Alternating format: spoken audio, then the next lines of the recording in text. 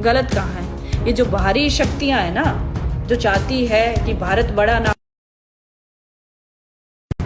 गलत कहाँ है? ये जो बाहरी शक्तियां है ना, जो चाहती है कि भारत बड़ा ना हो, भारत आज दुनिया की बड़ी शक्ति बनने जा रहा है, उसको रोकने के लिए ये लोग धरने प्रदर्शन करवा रहे हैं। बाहर से पैसा आता है, इससे पैसा आता है। जो लोग टिकरी बॉर्डर पे बैठे हुए हैं ना, सरेआम कह रही हूँ, बाहर से पैसा आता है, मैनेज किया जाता है और उन लोगों को पैसा दिया जा रहा है, भड़काया जा रहा है। वो भोले भाले किसानों को गुमराह कर देते हैं। देश के प्रधानमंत्री नरेंद्र मोदी पे तरह तरह के इल्जाम लगाए जाते हैं। आज नरेंद्र मोदी जी की वजह से ही देश इतना आगे बढ़ा है। पहले मैं किसान की बेटी हूँ और थारे खातर जे मैंने पार्टी भी छोड़नी पड़ी ना, मैं छोड़ दूंगी। मैंने यूं बता दो, इस कानून में खराबी की है। ये आंदोलन कर रहे हैं ना किसानों का नुकसान करने के लिए। मैं आंदोलन कर रही हूँ किसान के सम्मान के लिए, किसान को फायदा हो, उसकी आय दुगनी हो, उसके मुनाफे के लिए आंदोलन करूंगी मैं।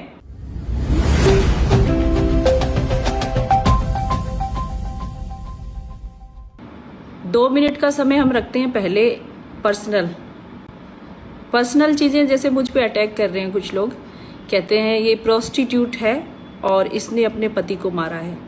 दो बहुत बड़ी बातें मेरे बारे में कही गई।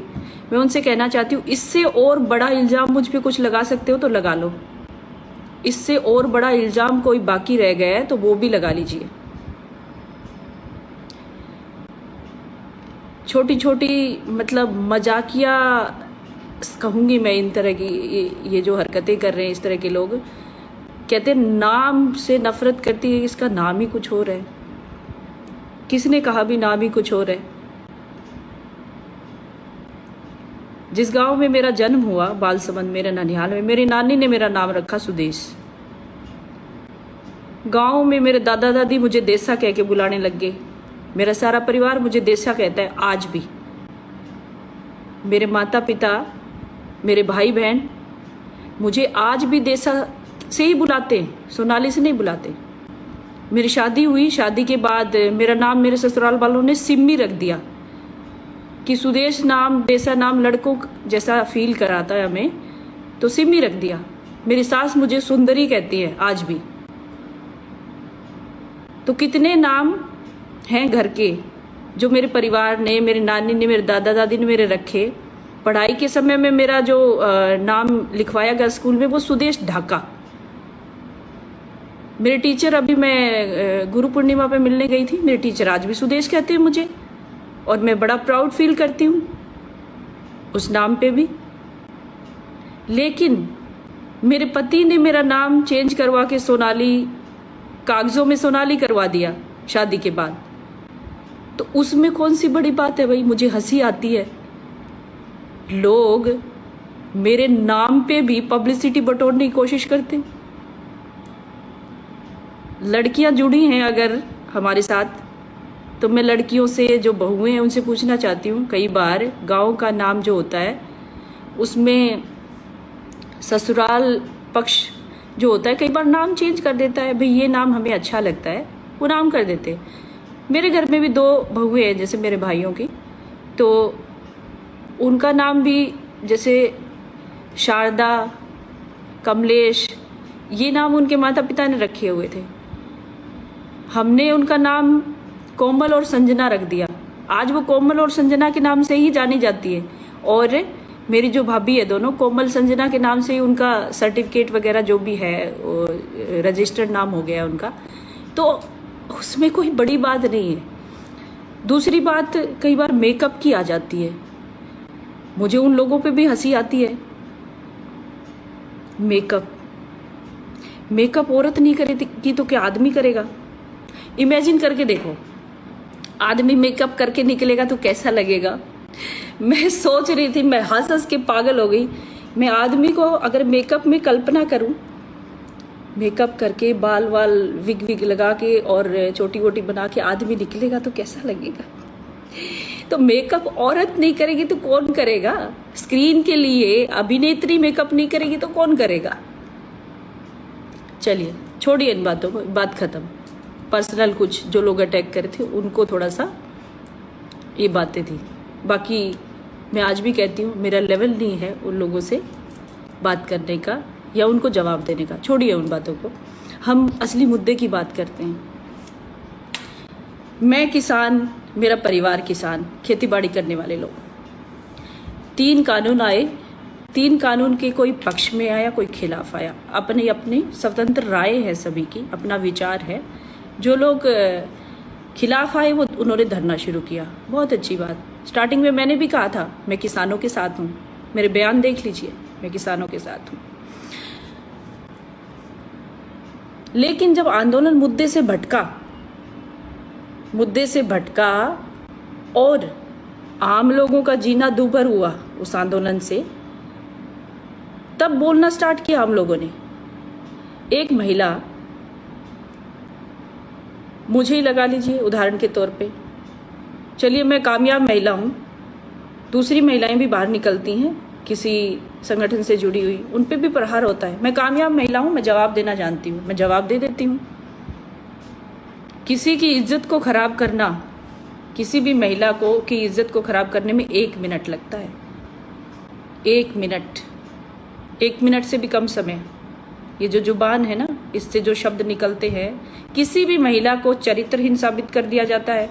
मैं उन लोगों से कहना चाहती हूँ, एक एजेंसी शुरू करिए, सरकार से अप्रूवल लीजिए, सर्टिफिकेट बांटिए, काम धंधा मिल जाएगा आपको। सर्टिफिकेट बांटिए चरित्रवान और चरित्रहीनता के। आप शायद आपको मिल जाए सर्टिफिकेट, क्योंकि आप लोग बताते हैं ना ये चरित्रहीन है, ये चरित्रहीन है।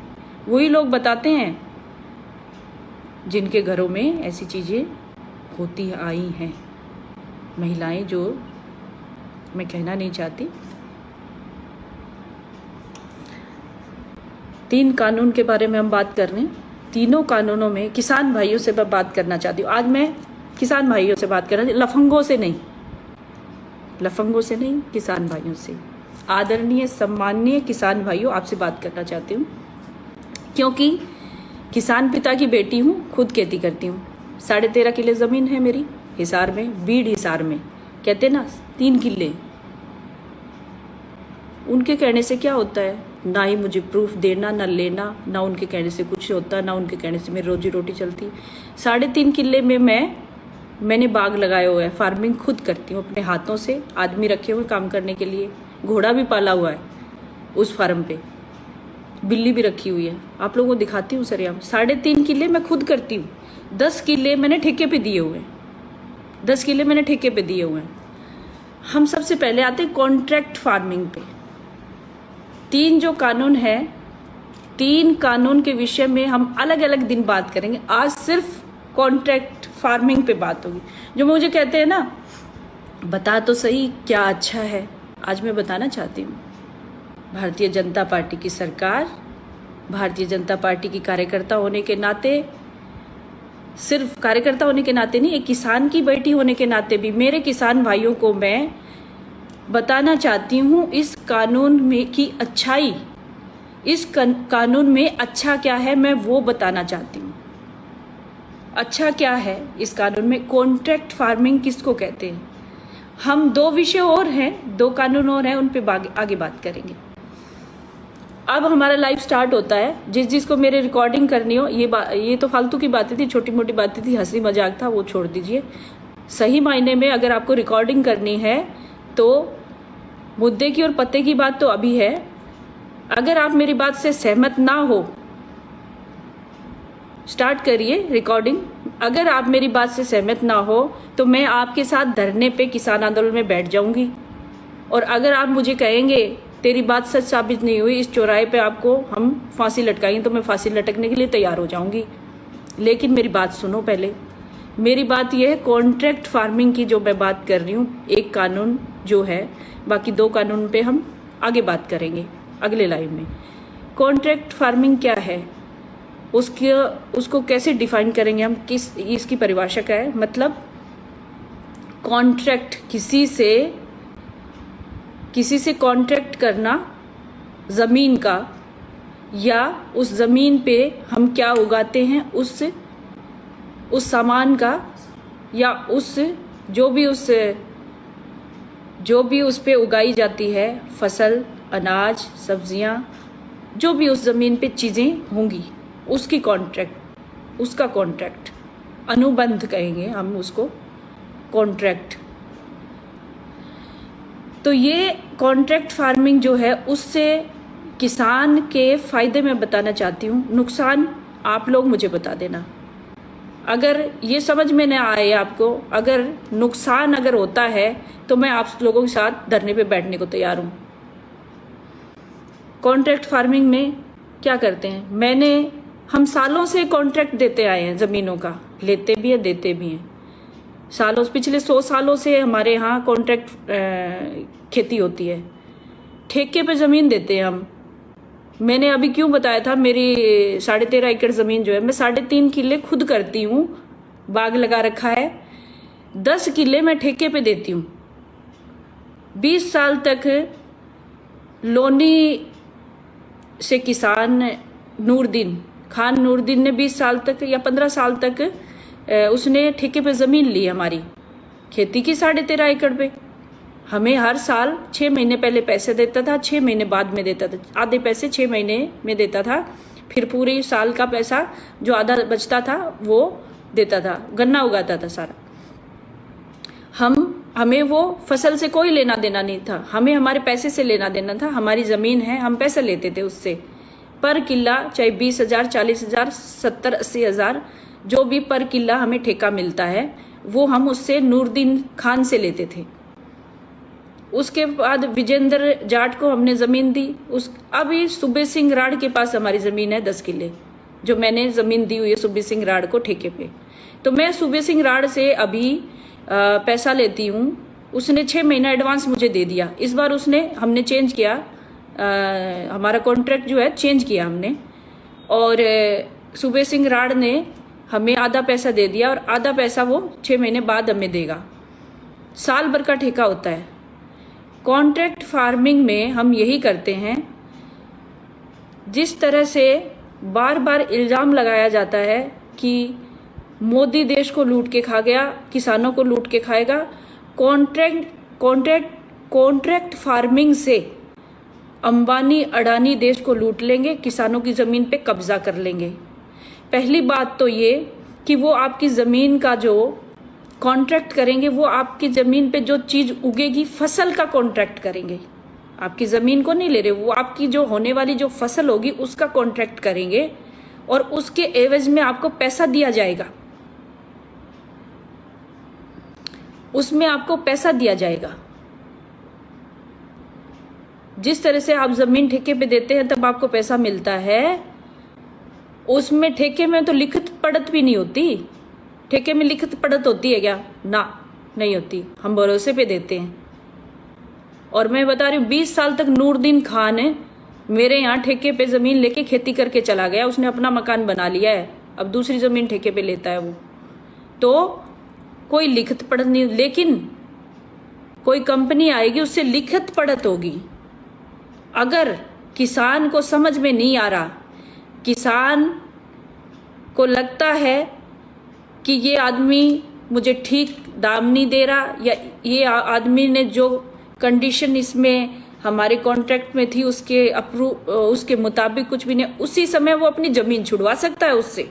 ये अधिकार भारत सरकार ने दिया है आपको इस कानून के जरिए। ये कानून आपको सुरक्षित किए है।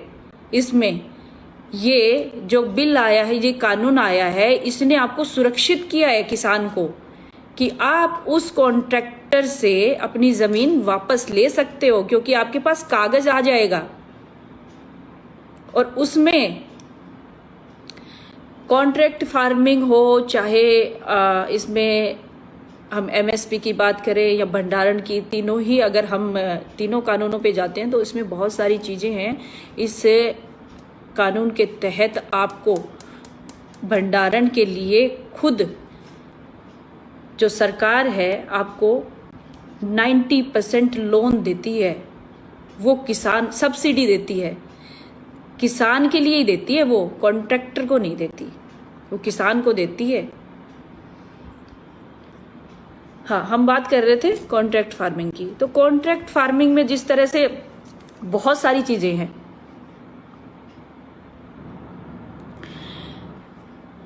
हम लोग हमेशा यही कहते आए कि किसानों को मजबूत बनाना है। हमने हमेशा यही मांग रखी। मैं भी उन लोगों में शामिल हूं, किसान को मजबूत बनाने वालों में। जब मजबूत बनाने के लिए कोई सरकार आगे आके खड़ी हुई, तब ये भ्रम फैला दिया गया कि आपकी जमीनों पे कब्जा हो जाएगा।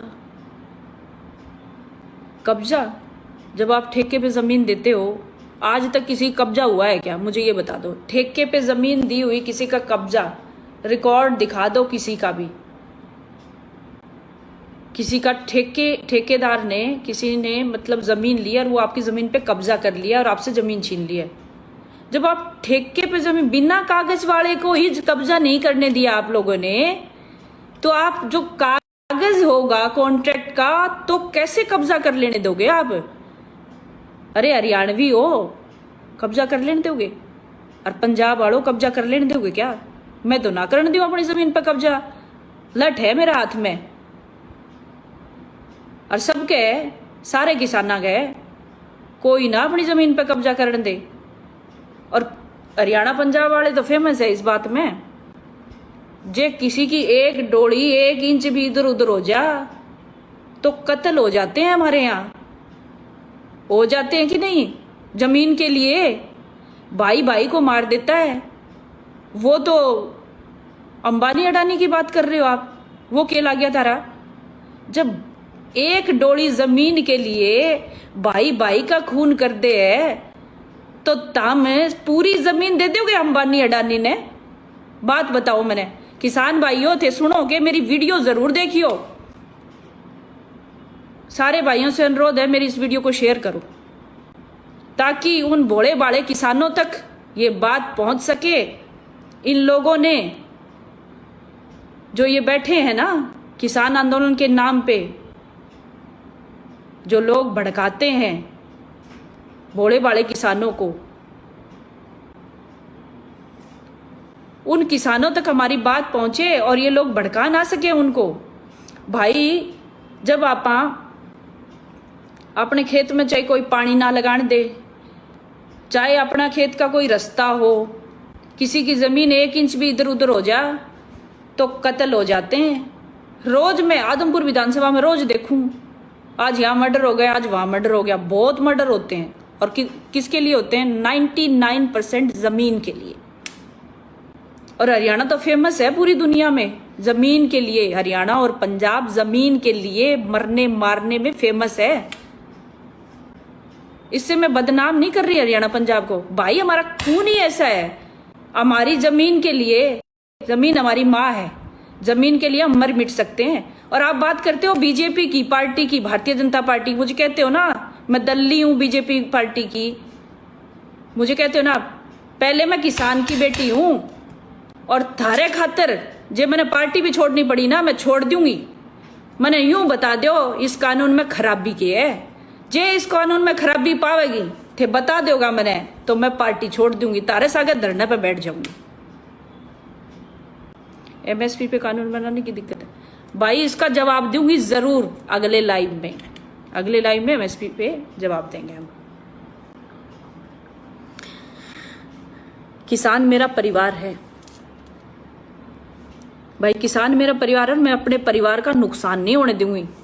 ये आंदोलन कर रहे हैं ना किसानों का नुकसान करने के लिए, मैं आंदोलन कर रही हूं किसान के सम्मान के लिए। किसान को फायदा हो, उसकी आय दुगनी हो, उसके मुनाफे के लिए आंदोलन करूंगी मैं। और मेरी बात को मैं साबित कर सकती हूं, आप लोग साबित करके दिखाओ कॉन्ट्रैक्ट फार्मिंग में गलत क्या है। मुझे एक बात और बताओ। रुक रहे भाई, रुक। इंदर रंधावा टिकटॉक, हाँ मैं टिकटॉक स्टार रही हूं। तेरा क्या ले लिया भाई? तेरा क्या ले लिया? कुछ लिया? तेरे घर में कौन क्या करता मैं तो पूछने नहीं आई। चल साइड हो। कॉन्ट्रैक्ट फार्मिंग की हम जहां बात करते हैं उसमें बार बार यही इल्जाम लगाया जाता है देश को बेच देंगे, देश को लूट लेंगे, खेती को किसानों से छीन लिया जाएगा कॉन्ट्रैक्ट फार्मिंग करके। मैंने एक बात बताओ रहे, अंबानी रिलायंस ग्रुप के कितने सारे स्टोर हैं, वो सारे बंद पड़े हैं ना। बेचारे अपनी ज़मीन लेके स्टोर बनाए, चालू किए, तुम लोगों ने उन्हीं के स्टोर को बंद करवाए बैठे। जब जब उनकी ज़मीन पे बने वो स्टोर बंद करवा सकते हो तो अपनी ज़मीन को कैसे दे दोगे? मुझे एक बात बताओ, तुम लोगों ने यानी हम लोगों ने, मैं भी किसान ही हूं, हम लोगों ने किसान ने यानी जो कहता है अंबानी अडानी को घुसने नहीं देंगे, उनके रिलायंस के स्टोर बंद करवा दिया आप लोगों ने। वो तो उनके पैसे के हैं, तो तुम अपनी जमीन दे दोगे? जो हर बात में लठ चलाना जाना है, बात बाद में करे पहले लठ चलावे है, वो अंबानी अडानी ने अपनी जमीन नाम कर देगा? कभी नहीं। कॉन्ट्रैक्ट फार्मिंग का मुद्दा है आज। एक कानून के बारे में आज बात की है मैंने, 2 पे फिर करूंगी लाइव आके। इसमें गलत क्या है मुझे ये बताओ, किसान का नुकसान क्या है मुझे ये बता दो। मैं तैयार हूं आप लोगों के साथ धरने बैठने पे। मेरे बुजुर्ग किसान जो नेता हैं उनसे मैं यही पूछना चाहती हूं, क्या मेरी बात गलत है? क्या हम अपनी जमीन के 1 इंच टुकड़े के लिए मरने मारने को तैयार नहीं हो जाते? हम कैसे दे देंगे अंबानी अडानी को अपनी जमीन? हमने उनके स्टोरों पे कब्जा किया हुआ है, खुलने नहीं दे रहे हैं, तो अपनी जमीन तो कैसे देंगे? हमने सारे टोल बंद किए हुए हैं, किसानों के नाम पे टोल बंद करवा रखे हमने। जब हम वो कर सकते हैं तो क्या अपनी जमीन लेने देंगे? 100 सालों से ठेके पे खेती होती आई है, ठेका लेने वाले व्यक्ति को कभी हमने कब्जा करने दिया अपनी जमीन पे? नहीं करने दिया ना। तो ये कैसे संभव होगा? मुझे बस ये बात बता दो। मैं मान जाऊंगी आपकी बात, सब मान लूंगी, जितने इल्जाम लगाए हैं ना वो सब मान लूंगी, और मेरे को फांसी पे लटका देना, मैं लटकने को तैयार हो जाऊंगी अगर मेरी बात गलत है तो। बस आज का मुद्दा यही था, कॉन्ट्रैक्ट फार्मिंग का। तो कॉन्ट्रैक्ट फार्मिंग में अगर कहीं भी सरकार गलत है तो हम पार्टी भी छोड़ देंगे और उनके साथ धरने पे भी बैठेंगे, कहीं भी नुकसान दिखता है तो। भाई कॉन्ट्रैक्ट फार्मिंग से तो फायदा ही फायदा है। किसान जागरूक होगा, उसको पैसा ज़्यादा मिलेगा, उसकी आमदनी दुगनी हो जाएगी, मुंह मांगे पैसे ले सकता है। वो कॉन्ट्रैक्ट करने के लिए कोई बाध्य नहीं है, वो स्वतंत्र है। अगर वो अपनी ज़मीन देना चाहे तो दे, ना देना चाहे तो ना दे, अपनी खेती करता रहे। तो इसमें गलत कहाँ है? गलत कहाँ है? ये जो बाहरी शक्तियाँ हैं ना, जो चाहती है कि भारत बड़ा ना हो, भारत आज दुनिया की बड़ी शक्ति बनने जा रहा है, उसको रोकने के लिए ये लोग धरने प्रदर्शन करवा रहे हैं। बाहर से पैसा आता है, जो लोग टिकरी बॉर्डर पे बैठे हुए हैं ना, सरेआम कह रही हूँ, बाहर से पैसा आता है, मैनेज किया जाता है और उन लोगों को पैसा दिया जा रहा है, भड़काया जा रहा है, वो भोले वाले किसानों को गुमराह कर देते हैं। किसान के नाम पे राजनीति कर रहे हैं आज ये लोग, हमारे देश को तोड़ने का काम कर रहे हैं किसान के नाम पे। देश के प्रधानमंत्री नरेंद्र मोदी पे तरह तरह के इल्जाम लगाए जाते हैं। आज नरेंद्र मोदी जी की वजह से ही देश इतना आगे बढ़ा है। हमारा भारत बहुत बड़ी शक्ति बनने जा रहा है। हमारे देश के प्रधानमंत्री नरेंद्र मोदी जी की वजह से हमारा देश तरक्की और उन्नति कर रहा है। मेरा किसान जो है इस देश की रीढ़ की हड्डी है।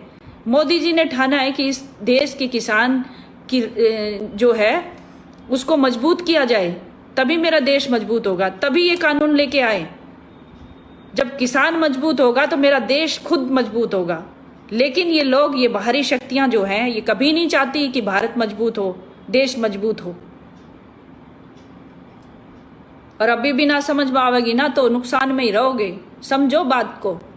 लेकिन मुझे पूरा विश्वास है मेरे देश के किसान को ये बात समझ ज़रूर आएगी और इसको समझने की ज़रूरत है। और जो लोग भटका रहे हैं आपको, भटकिए मत, ठंडे दिमाग से शांति से सोचिए। ये लोग तो हर चीज़ का मुद्दा बना देते हैं। आज सोनाली फोगाट को मुद्दा बनाया होता है, मुझे हत्यारी गुनहगार बना दिया है अपने ही पति की, मुझे प्रोस्टिट्यूट साबित कर दिया इन लोगों ने, सर्टिफिकेट दे दिया है। चलिए, मैं तो एक महिला की बात है, अगर मेरी कुर्बानी होके आप लोग फिर भी समझ जाते हैं तो कोई नुकसान की बात नहीं है। मैं कुर्बानी देने को तैयार हूँ, मुझे जो कुछ कह लो। इन लोगों ने मुद्दा भटका रहे हैं। जब आपको जो चीज़ें बताई जाती हैं, जो चीज़ें क्लियर की जाती हैं, उन लोगों पे ये हाथ धो के पीछे पड़ जाते हैं, अपने गुंडे छोड़ देते हैं। जैसे मैंने वो लफंगे भेजे हुए थे जो थे, इन लोगों ने, जो बाहरी लोग इनको पैसा देते हैं, जो देश को तोड़ने का काम कर रहे हैं, वो इन लफंगों को पैसा देते हैं। वो लफंगे तुरंत फ़ोन के माध्यम से उसी गांव के, मैं कह रही हूँ ना, 4-6 लफंगे हर गांव में होते हैं, मेरे गांव में भी है, हर गांव में होते हैं 4-6 लफंगे। उन लफंगों को तैयार किया जाता है, उनको तैयार किया जाता है, इतना पैसा मिलेगा, दारू मिलेगी, चिकन मटन मिलेगा, और आप ये काम करो। जो भी अच्छी बात बताने आता है गांव में, या जो भी अपना काम करता है बीजेपी से जुड़ा हुआ व्यक्ति, उसको डंडे मारो और उसको गांव में घुसने ना दो। तो बार बार एक बात और, मुझे हर कोई आज चैलेंज कर रहा है, गांव में घुस के दिखा, गांव में घुस के दिखा, जींद आके दिखा, सिरसा आके दिखा, गांव में घुस के दिखाइए तो सही, तेरे ये कर देंगे, वो कर देंगे। अरे जब तुम मन ही गांव में कौन घुसन दो, मेरे खुद के गांव में ये बात तुम धमकी दे रहे हो, तो तुम अपनी जमीन पर कब्जा कर लेने दोगे? क्यों बुला रहे हो भोले वाले किसानों को? तो इसमें गलत कहाँ है?